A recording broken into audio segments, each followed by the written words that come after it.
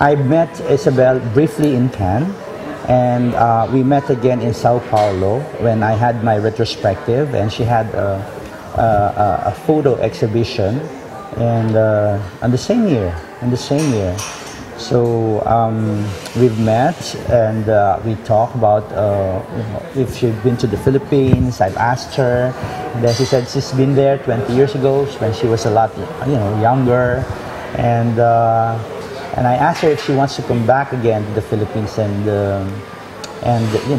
visit the Philippines, and she said, why not? I'd love to come back again. So I told her that if you're coming back, then we should make a film. And they said, why, do you have a project? And I said, yes, I have a ready project. I have this material about a foreigner who went to the Philippines and what? And then she was kidnapped, and then she becomes more interested about the story. So that's how we discussed and how we met, and we started to exchange emails, and that's how the project started. So it was shot in the Philippines actually last year. It was shot in January 11, 2011, and we finished after a month. Actually, Isabelle Huppert was in the Philippines for 23 days, 25 days, and we finished the film, and we had a great time. We had a good time. We've shot in different parts of Luzon. We've shot in the open seas. We've shot in the jungle, in the forest. In fact, when we were doing some pre-production work and I was meeting with her in Paris, I was telling her that, in as much as my script are very much well-researched and structured, but on the set, I don't give scripts. I rarely do rehearsals, and I don't choreograph or set up the scenes, and she said, how do you do it? And then I explained it to her, and I've shown her my films, of course other than Kinatay, which she saw, and I think she already had an idea of my film aesthetics when in Kinatay. So, and she completely appreciates that. Of course, at first it wasn't easy for her, because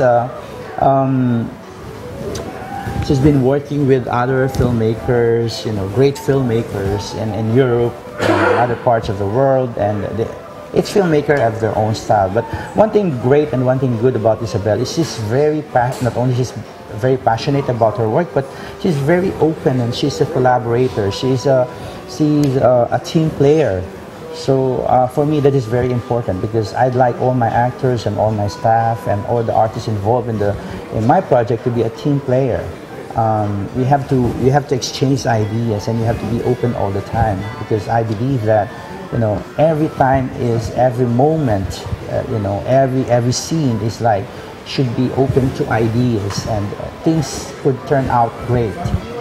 Because when I make a film, I'm always open to everything. That's why for me, everybody is very important on the set, from my crew, to my actors, to my assistant directors. That's why for me, I also bring in for instance, my editor on the set, or my musical director on the set, because I would like them to feel the surrounding. When you make a music, for instance, it's not just, you don't do it inside your studio and just watching the rushes or the film or the edited film.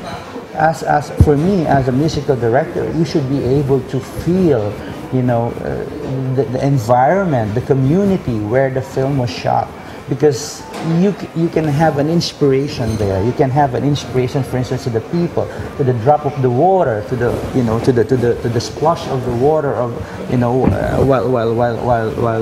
while people are on the boat. So you can have an inspiration, for instance, when the sky is so gray and it started to rain. And these are sounds, they could create a beautiful music. So it is important to me, and it is also important to me that I would bring in my editor on the set, because it's not just about cutting. It's about, when you cut a film, it's just about putting them together to make it look good on the screen. It's about putting feelings together. It's about this moment together, and another moment, putting them together. And a director or an editor should feel that. it shouldn't only be the writer or the director or the actor. You know, it's important that the actor should see the set, should feel the set, and should own it like it's their own. You know, they should own the location, the community. They should know the people. They should smell like them. They should look like them. They should dress like them. They should be them. So that is very, very important. That's why I bring in my actor prior to the shoot.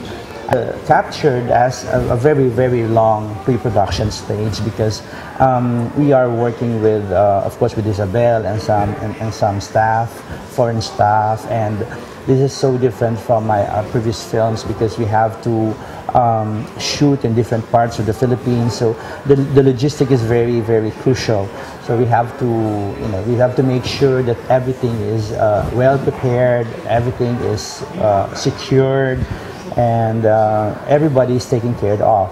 So it really took quite some time for the pre-production, and the production is quite big. It's huge, more than my previous films. I think Captured is so different from my other films. Well, Lola is quite different from Kinatay, and Kinatay is different from, for instance, in Service. But you would see that when you watch all these films, there's a thread that it threads them. It threads them like a film made by me. So Captured is different. It's so different in a way because it has. It's huge, it's big. Big in a way because it has a lot of actors in it also. And the storytelling is also quite different. It was based on an actual event in 2001, and that actual kidnapping case took 18 months. So we tried to cover that 18 months, between the terrorists and the kidnapped victims until they were finally saved. So what took during that time, in that 18 months, is what the film is all about. What happened in those months, during those times, when the kidnappers when the kidnapped victims are leaving, with the terrorists and being chased in the jungles.